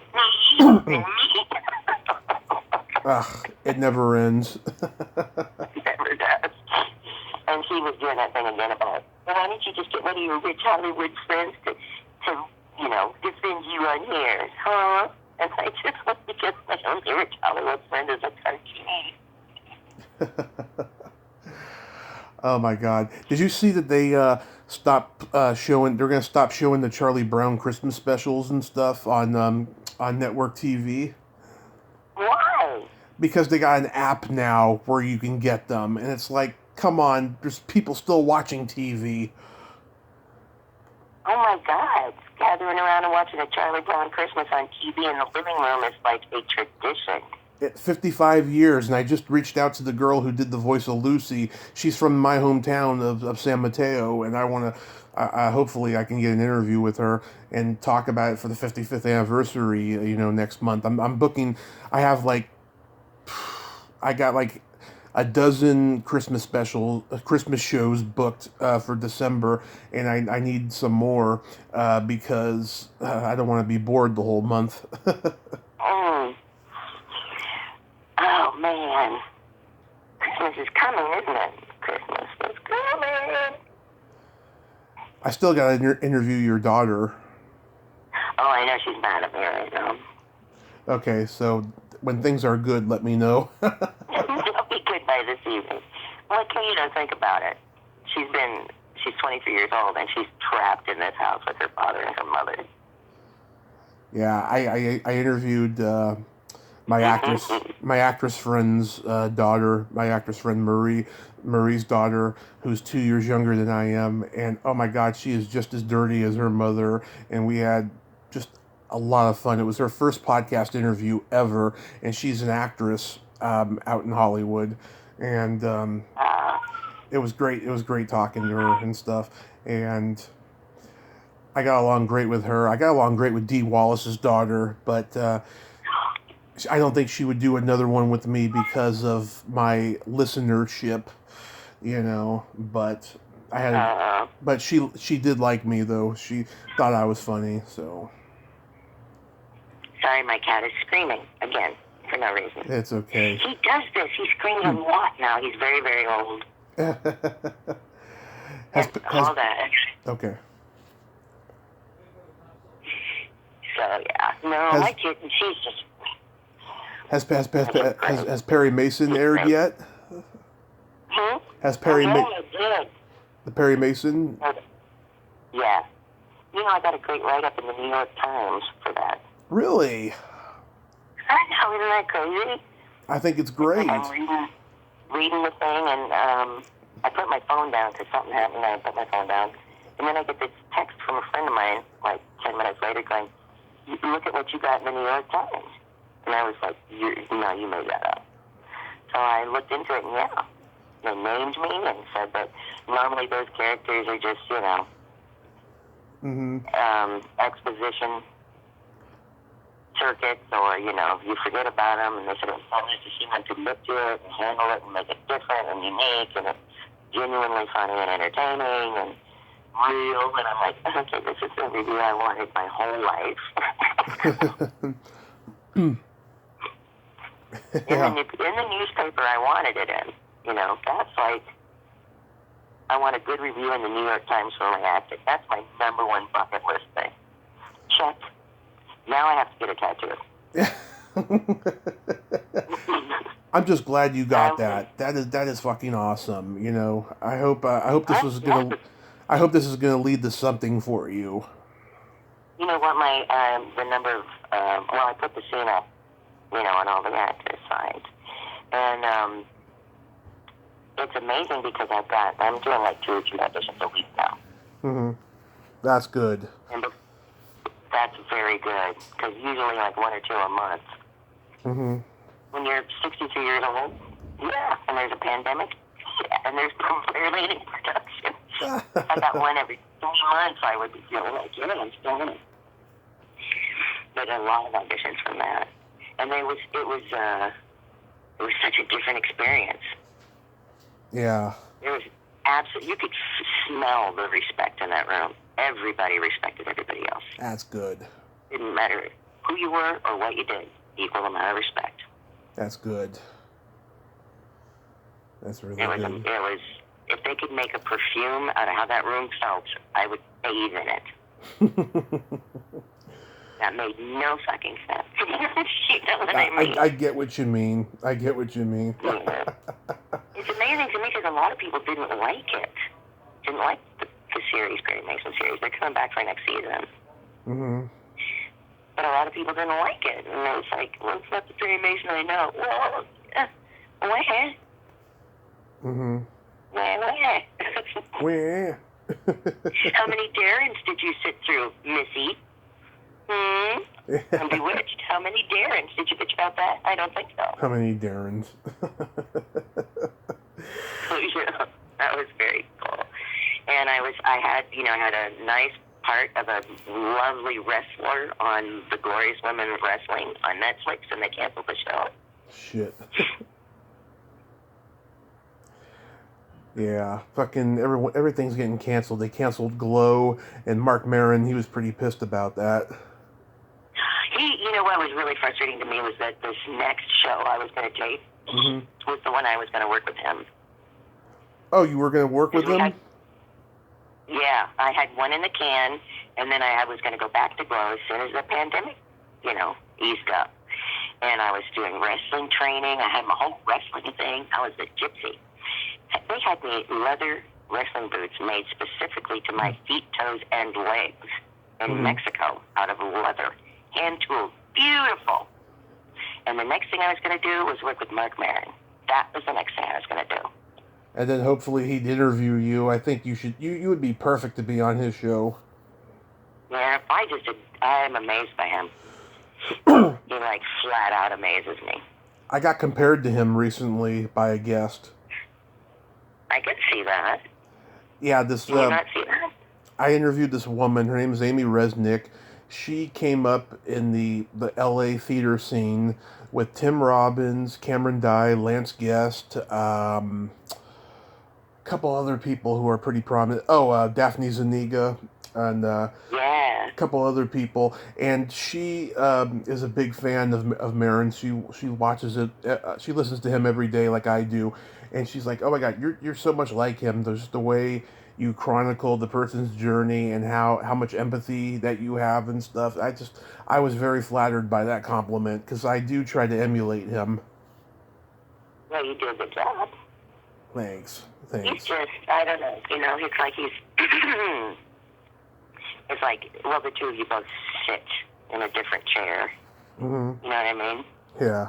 And that's important. That's important to the business and to the creativity and to people as individuals to sit in that different chair. Because you don't want to be ensconced in the culture of being an actor in LA or being a comic in LA or being a writer in LA, Yeah. Well, you have to be more ethereal than that. You have to be more mobile than that. Well, he started that show out of desperation and just by accident. He was bi-coastal at that time. He lived primarily in LA, but he was in New York doing a radio show that had no ratings, and he was getting no money. He was getting very close to losing his house. He couldn't even get gigs on the road as a comic. He couldn't get nothing. He burned so many bridges with his ego, and just one day he just started fooling around in the studio and started doing these recordings of him rambling. And then that's what led to having, I guess it's the number 1 or number 2 podcast in the world now. Really? I didn't know that. I think he's number 2 now and Rogan's number 1. I don't like Rogan. It's funny. I don't agree with everything Rogan says, right? But I do think that he is smart and he does make valid points at times. I agree with you. I do agree with you. Mm-hmm. But I can't listen to him. Makes me mad. Yeah, and if he would say, that's my weakness. Yeah, Right? There's a female comedian I'm friends with. She had an incident with him like 20 years ago that I hope she puts it in her book that she's finishing right now because it's really frightening. I'm sure the guy has remorse for it and he feels bad about it, but it's something that needs to be told. Yeah. Well, it's like it was when the Me Too first started happening. Yeah.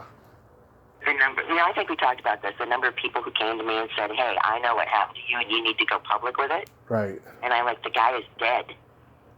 Yeah. I never went public with that. And there are two people who just totally looked me out of their life because I wouldn't. He's dead. He's been dead for like 10 years. So what's the point? Yeah. He got chased out of here anyway. He got chased out of Hollywood. Got chased out of the business. And he did time for rape. And he did not rape me. He tried. Mm-hmm. You know how vulnerable men are when you grab them by the balls and twist. Yeah. See, my mother taught me a lot of important things. If a man ever does anything you don't like, you just grab him by the dick and crank it like an old car. I've told people your story as a source of inspiration, and they admire you for that so much. Well, really? Of course. It's funny. Well, it's funny, right? I wrote this script, and it's a horror film, and there's a scene where an attempted rape happens, and the girl kicks the guy's ass, and I had this crazy person who was a guest a couple times on, and when she read my script, she became insanely jealous and just became a total crazy person, much like the one who interviewed me this summer, And she was like, "There's a rape scene in that movie. That shouldn't be there." And I'm like, "Did you read it?" She kicks the guy's ass. And she said, "Still, it's the principle, We're in woke times now." And I'm like, "Fuck you." So then be woke enough to know that this shit happens. Yeah. And it's you can fight it. You can fight back. Exactly. It's amazing to me that people say, "Well, you got so far. And that was just one of two assaults, and the other was a different guy who's also dead, I found out. Isn't that interesting? Wow. I think this is God's reward to you. Yeah. It's like somebody texted me the other day and said, "Hey, did you hear so-and-so's dead?" I'm like, "No, I didn't." "Yeah, blew himself up." Are you okay? Well, hopefully his dick died first. I hope so. I do hope so. Yeah. It's, I don't know. It's just amazing to me because it happens, and that's my problem. The more silent we are about things, the more those things happen. Yes, I agree. Bad things. People don't want to talk about it. They don't want to look at it. I've been doing a lot of research into psychopaths, which is really exhausting and really scary. It makes me look like the grocery store clerk, like she's going to stab me. And yeah. It's just terrifying. But, between Trump and my sister, I was watching that whole behavior thing. Yeah. And I'm just doing a lot of research on it because I'm writing a horror movie. And I want to really understand where common sense and insanity, where that line is. I'm reading this one thing about this guy, and he's murdered all these people, and he's gone like, "Well, I keep doing it." Well, why? Because I want to. And it's like, "Well, when did you start raping your victims?" He goes, "When I felt like it." And he's going to, "If you ever let me out, I'm going to rape, torture, and murder every woman I see. Because women are this, and this is what got me." Uh-huh. And he said, somebody told women somewhere along the line, if somebody's trying to rape you, just don't fight back. You have a better chance of surviving. He said, don't fight back. It's easier for me to kill you. Isn't that terrifying? It's very terrifying. It's bone-chilling to the max. And he's laughing, He throws his head back. I'm watching this on a... Oh, do you remember that mafia hitman, the Iceman? Yes. Richard Kuklinski. Oh my God! If you watch his interviews, he is so cold and bloodless, right? But at the same time, he may be just lying and bragging about the amount of people he killed. He probably didn't kill that many people, as he says. Yeah, that's the confusing.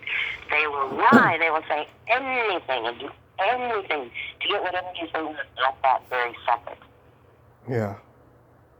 And it's phenomenal that any human being can be like that. Yeah. You know, it just is. And then you talk to somebody who's like really religious, and you go, "What do you think?" It's just because I wanted to see what they had to say. What do you think of people like that? They're possessed. Yeah, it's strange. And too, it's funny, right? I've been telling this. This is a change of subject, but I've been telling this to a lot of people lately. With all these great icons I've interviewed this year, right? I rather talk to a journeyman actor than a journeyman actor who actually got out of the industry than a star who stayed in the industry, because I think that the journeyman actors are more interesting and they have better stories, and the stars don't open up to you unless you're Barbara Walters or Larry King. Yeah, that's true. That is true. And they have a lot to protect. Yeah, and I've heard a lot of heartbreaking stories from journeymen about how they got out of the business and how they found something else that they're good at, or I've heard stories about people who left for a while because it became tough and then they came back because the convention scene really boosted the stuff. But the ones where I talk to very talented and creative people who got out of the industry and have no desire to go back, that's really heartbreaking to me. I remember I talked to this guy Steve Hibbert, who was a groundling. Do you know him? Yes. Yeah, he very talented writer. Everyone knows him as the Gimp in Pulp Fiction. Yeah. He got out of the business. It became very tough for him. He's like managing a Trader Joe's in Colorado to support his kids. And God bless him. He loves doing that. He's having a great time, but it breaks my heart that he's not able to do what he really loves, and that's creating comedy. I know, and he's such a wonderful guy. Yeah, I know the whole interview. He's calling me young man. I guess that's the English in him. Yeah. I guess that's the English in him.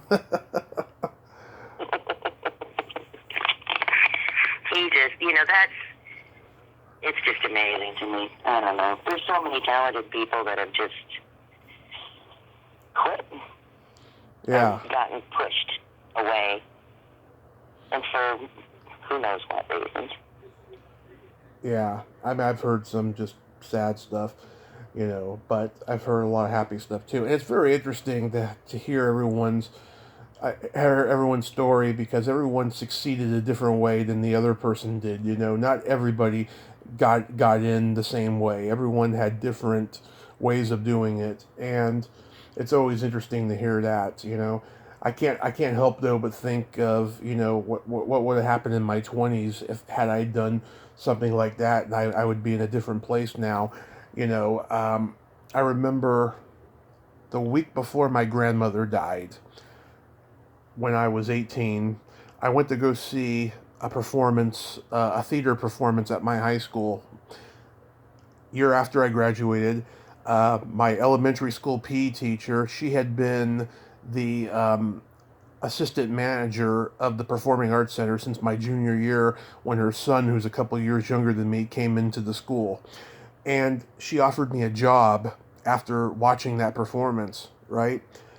And I turned it down, or I said I had to think about it because my grandmother was getting closer and closer to dying, but maybe after that, then we can talk, right? And she said, okay, I understand, right? My grandmother dies not that Monday, but the following Monday. And then that Wednesday, I went over to the school to go talk to her, and she was outside talking to somebody, and she gave me a very dirty look, and I don't know what that I didn't know what that was for, right? And then I ended up getting banned for 5 years from visiting the school because a girl that I had been involved with like the year before, who was younger than me, I think her parents saw a message I wrote to her that was inappropriate like the year before, right? Like when I was still like when I was still like 17 and it was still legal for me to do that, you know? It was an old message. Yeah. So I got banned for 5 years from going to the high school. And Jesus. but I think all the time though, like what could have happened if I had had that job? I wouldn't have gotten into the bar life. Probably wouldn't have gotten into stand up. It probably would have led me into something. I lived across the street from a cable access station and didn't even know it until long after I had left. And like I could probably be in Hollywood working in TV had I known that. You know, Yeah. it's amazing. And I'm telling you, without an end, it's a hard road. It is. It's a horrible hard road. It always pissed me off because my mother would say, "Oh, Stephanie doesn't work; she's on TV." No, you work hard. Now, and she used to call my going on. I told you this. She used to call my going on the road to do stand-up, taking vacations. Well, It was on her paid vacation, so I made her go with me yeah. for 2 weeks on the road. I played 3 different clubs in 2 weeks. And when she saw you were Like, I'm exhausted. How do you do this? Why isn't there any time for you? You can't even sightsee. I'm like, oh, but Mom, it's a paid vacation. And then she saw. Made her come and, huh? Then she saw how much work it was when she went with you. Yeah, she did. And then she came out here and stayed with me for it was a month. She stayed out here with me for a month. And I had to go to work with me every day. Mm-hmm. And she goes, oh, this will be nice. I can just watch TV in the room. I'm like, yeah, we got food, we got TV, we got movies, it's all free, man. Whatever you want, take a walk. Go down to you know what? Take the shuttle, go to the Paramount, the big one on Melrose, and go to the movie theater. Tell them what movie you want to watch. They'll put it on for you. I'll have the director call ahead and fix it. I can go anywhere without you. She was terrified of this big city. Terrified. Yeah. I terrified her. But And then for her to just sit down at dinner with me one night and go, I had no idea you worked so hard. And I'm like, well, what did you think that actors do? Mm-hmm. What did you think? You know, all these years, big movie fan. Love movies. Could tell you anything about any movie. And I went, Mom. How do you think movies get made? There's so many people. I was like, well, yeah. Did you just think it was, like a house with me, the cast, and one camera guy? Yeah.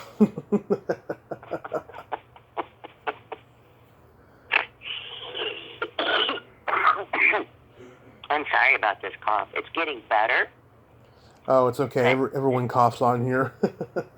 Yeah, though this is my post-COVID cough. And apparently, you I don't test positive for it or anything, but it's like a very slow flu, and it's moving out of my chest into my head. It's in my head now. You didn't tell me about the COVID. Wow, I didn't know. Oh, yeah. Oh, I had that. Yeah. Let's see, March 20th until I was pretty much in bed until the second week of May. Mm-hmm. It was awful. I literally looked at my husband and said, I do not want to die, but do not take me to the hospital.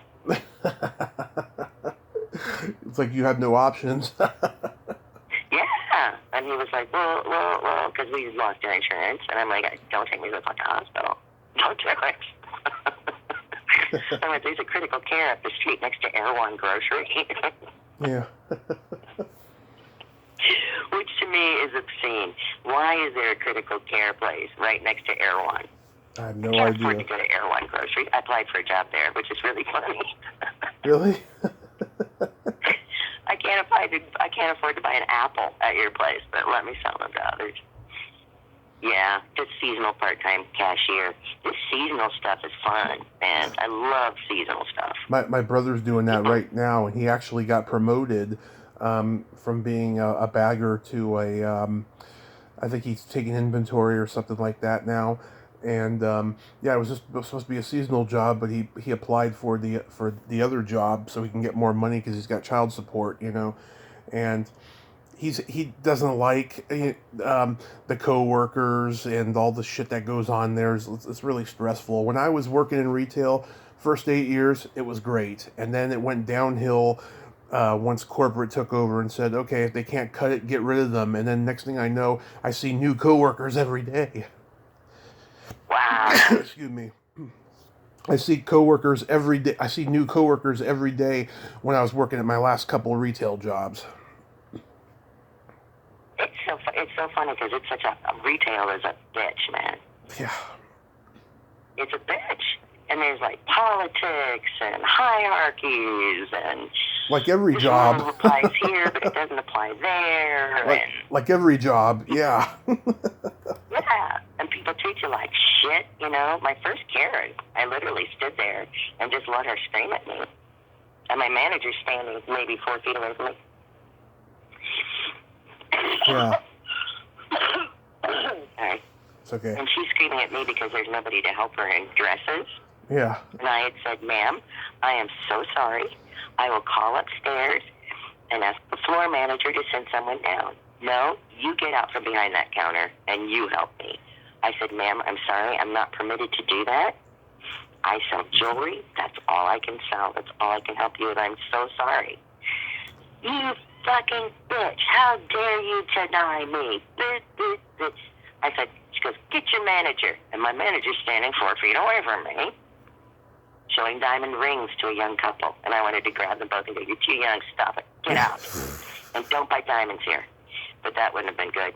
And so I said, I'll call her. And I'm looking at her, and she's ignoring me. So I go to the phone, and I called her, and her phone rang, and I said, you're right there. She wants to see you. Deal with this.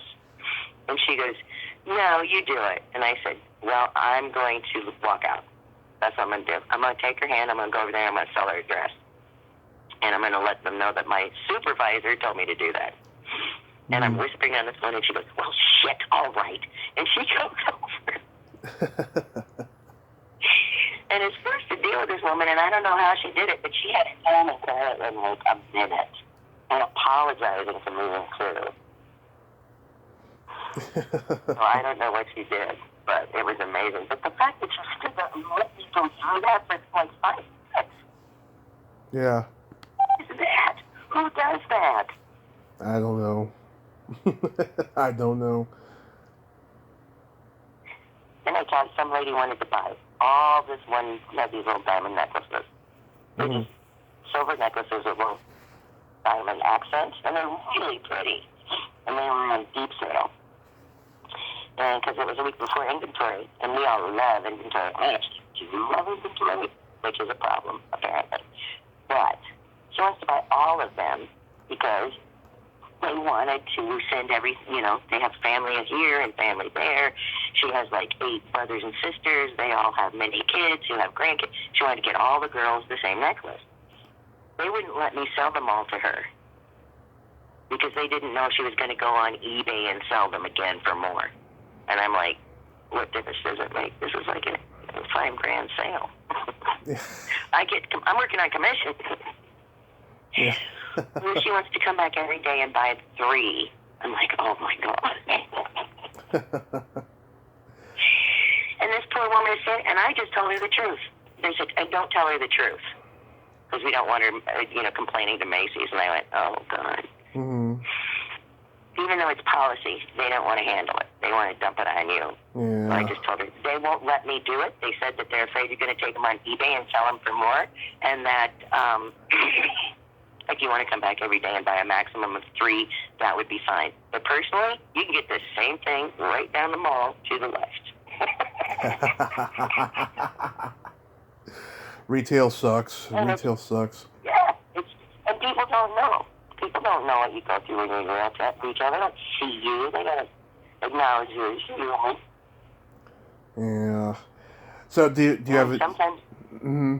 Sometimes they do. Sometimes they're amazing. Sometimes they're the sweetest, most lovely people who tell you their whole life story, and you want to have lunch with them every Wednesday for the rest of your life. Yeah.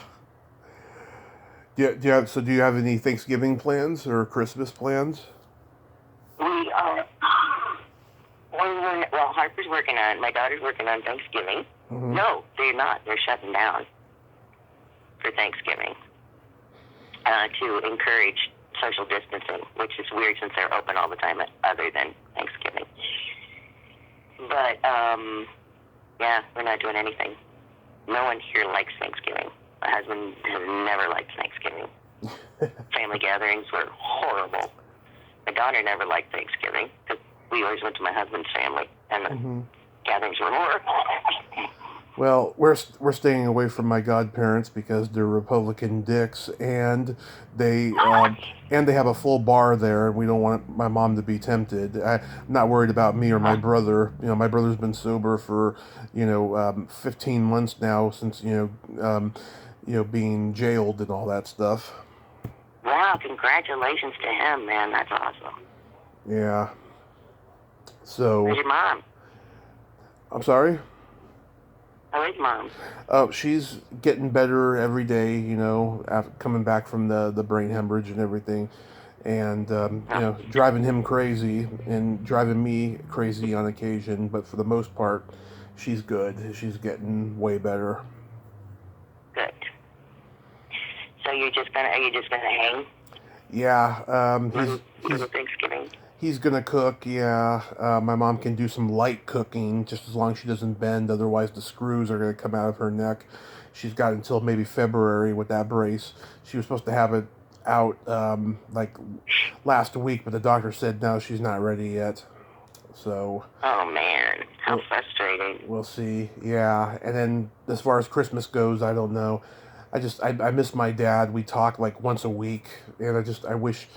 He could bite the bullet with my stupid stepmother and come down here, but it'll never happen. They're so happy being miserable living in that seniors only trailer that my grandmother left them a couple of years ago after she died.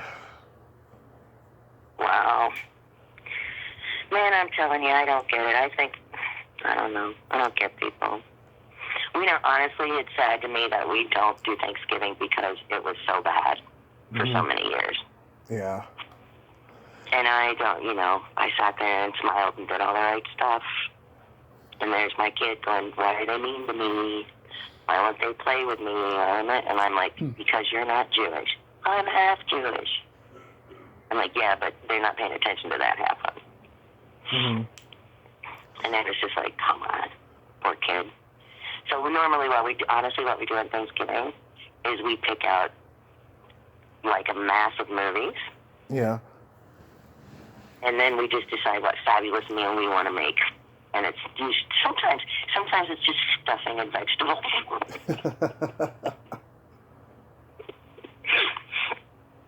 But yeah, we keep it pretty casual and spontaneous, and it's always, we always have fun. And we usually take a big hike somewhere up in the mountains. And Christmas, my birthday's Christmas Eve. Yeah. Yeah.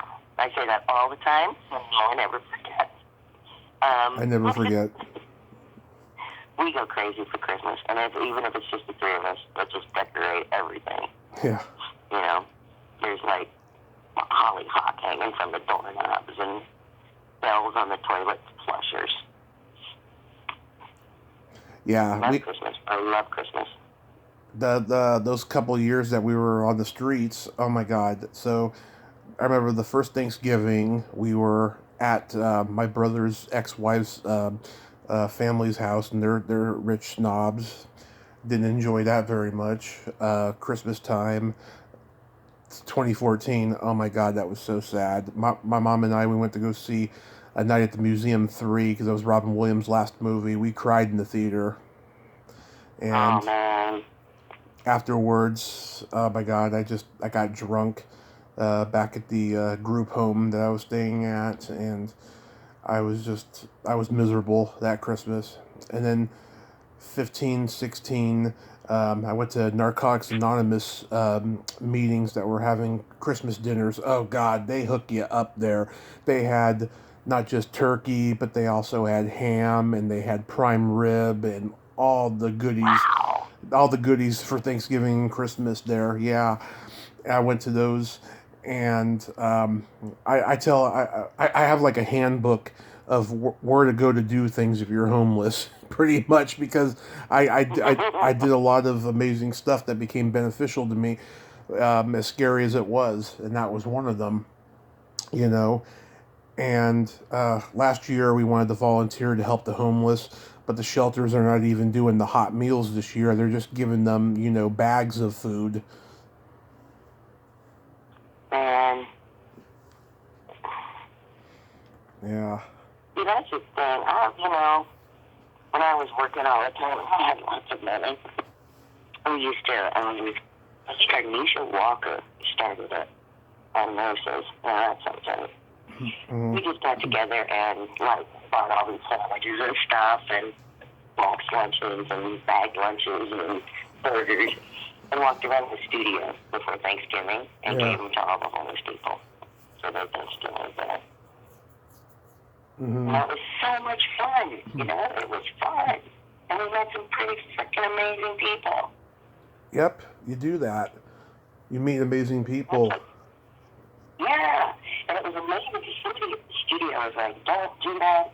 It's dangerous. All these people are crazy. And I'm like, no, they're not. They're without a home.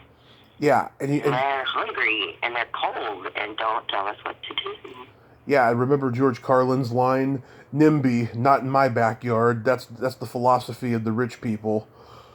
Yeah, exactly.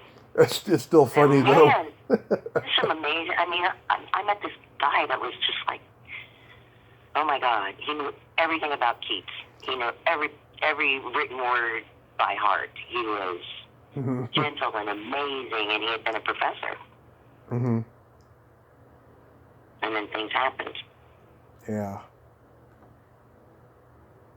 Just breaks your heart, man. It does. I mean, we met good people and shady people when we were going through it and stuff. My mom got mixed up with a couple shady people that fortunately she distanced herself from in time, but it was dangerous, dangerously close. Those programs are so fucking fixed and full of bullshit. They only want to help you, if you're convicted or you have clout or you have money. It's just it's wrong. It's so wrong. It is wrong. It's like this whole thing with our landlords and this ridiculous. Yeah. They, it's like one of those things where we're going, well, we can't hire a lawyer for this, Yeah. $200 an hour to go in there and stand with us while the judge says, dismissed. No. So, a friend of mine who's a paralegal said, hey, just call, what do they call it? Public defender. Just Public defender, yeah. Defender.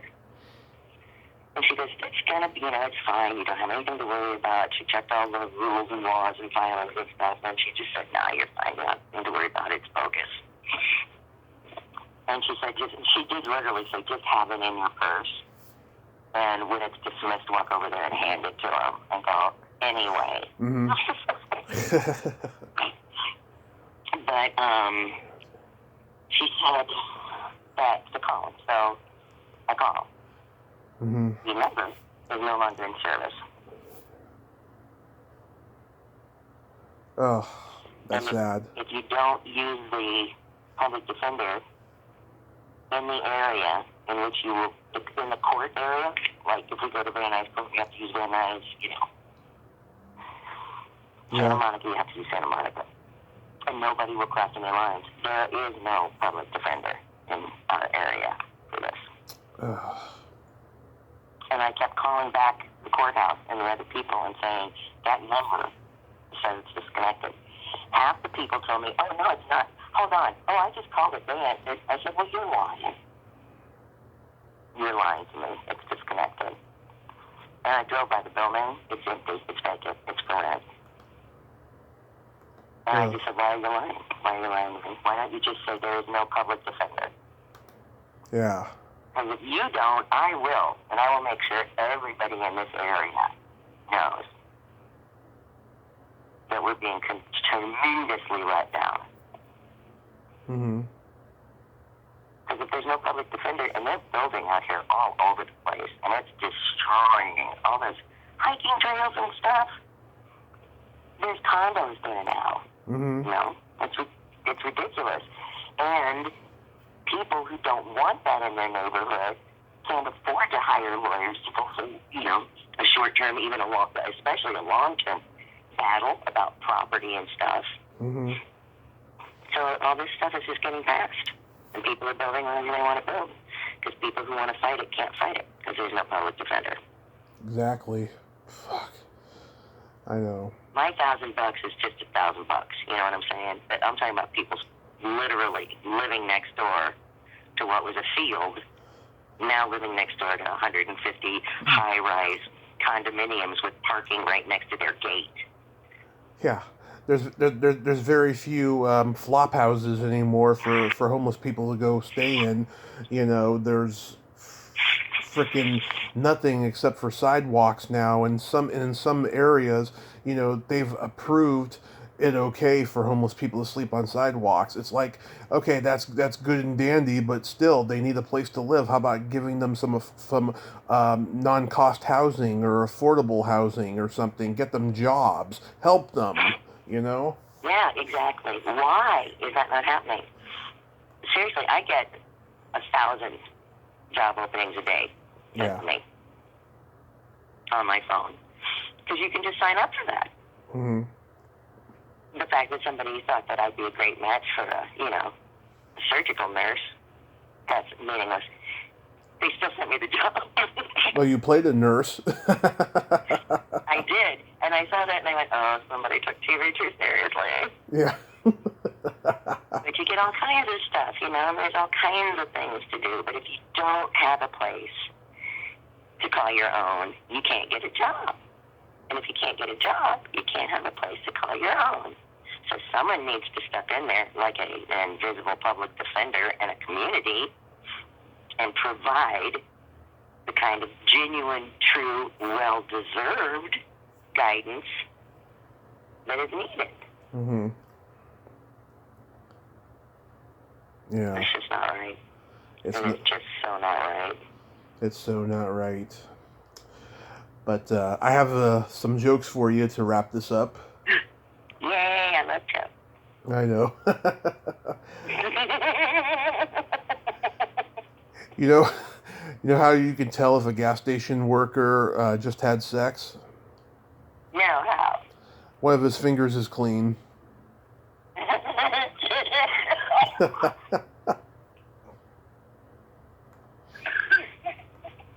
Oh, you love that one. Sorry. I did. I choked on that one. Oh my God. What's white and it drips off the wall?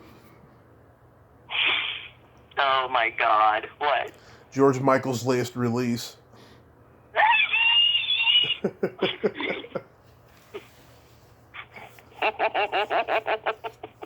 these are good. I know, I made reference to it on Facebook the other day, and even my dad laughed. You know, Humpty, Digital Underground, in the Humpty dance, he says, I once got busy in a Burger King bathroom. I wrote, yeah, so did George Michael. True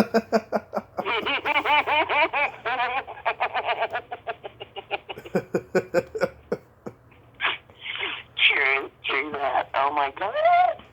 Want to hear a dumb joke? Go ahead. This is mean. The three of us are eating dinner late and watching Forged in Fire, which is our new obsession. Mm-hmm. For some reason, I don't know why, but we love Forged in Fire. And somebody was talking about their grandkid on the show or something, and I said, it's a pity I'll never have grandchildren. And I was kidding because Harper says she's never going to have kids. So, you know, I have to do that because it's my stereotype and I have to fulfill it. And she goes, I don't know, Mom, maybe you will. And if I do, I promise I'll name it after you. And I looked at her and went, what are you going to call it, Grandma? And Lance went, you told a dad joke and it was terrible. Yeah. Did you see the 5-part Comedy Store documentary on Showtime? I watched part of it. Yeah, I did watch part of it. I watched all 5. I loved it. Oh my God. I just love how, everyone's just giving anecdotes and everyone's bringing humor to stuff, and how Mike Binder got like everybody, almost everybody to do it. Yeah, it's incredible. It was what I saw. I was amazed. It was really very cool.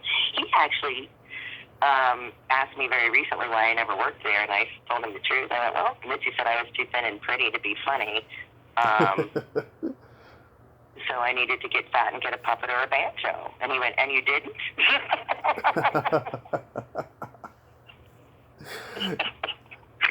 Which is the funniest answer anyone's ever given me to that. I think that's beautiful. And I said, Mitzi scared me. And he goes, Mitzi scared everybody. He said that Richard Pryor used to hide in his office. Yeah. Mitzi. Oh, yeah. And I was like, that's true? Oh, cool. But no, that's a really good documentary. I have a friend who was a waitress there in the early 80s. She saw Mike Binder fuck a waitress on the original room stairway.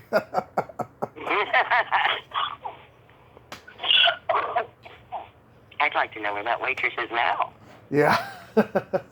Well, she said one of her waitress friends that she worked with was dating Andrew Dice Clay at the time, and she used to go. She used to go to Canner's with all of them, like after the night was over. Wow.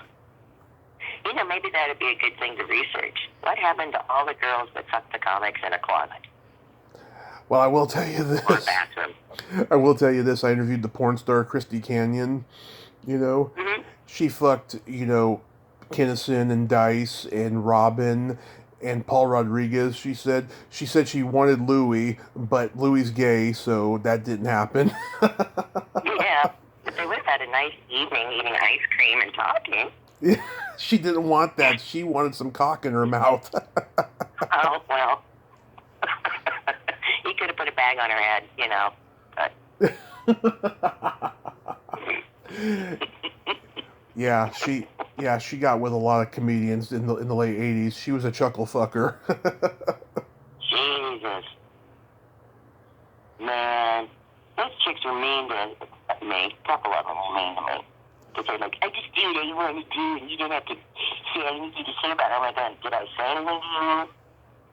Please. Was I not the one who introduced the two of you just now? I'm going now. You do what you do. Yeah. God bless you and keep you. And with this one, you get back in time. I know this guy. Oh, God. He's frequently a wingman for my male counterparts on the road. Oh, you got to play wingman to me when I go out there next time. Oh, my God. Some freaky older women, who are into kinky stuff. Yeah. Yeah. That's what comes after cougar, but we don't know what to call it. Maybe jaguar. There you go. Just good. Oh my God. Well, Steph, I thank you so much for coming back on. Like always, we always have a great time.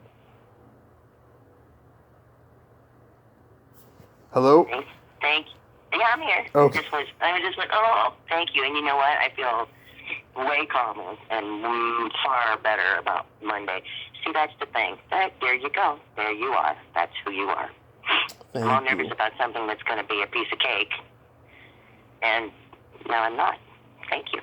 Oh, my pleasure. Yes. And I'll talk to you again soon. And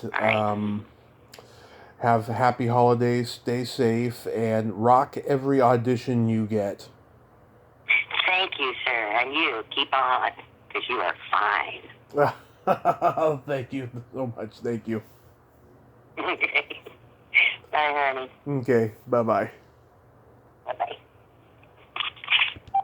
Well, there you have it. Stephanie Hodge. Ain't she a sweetheart? Oh, my God. She's my muse, one of my muses. I am so honored to have her as a friend in my life. Well, until next time, this is Tommy Throwback Kovac saying there's no shame in living in the past because the present sucks. Later, dudes.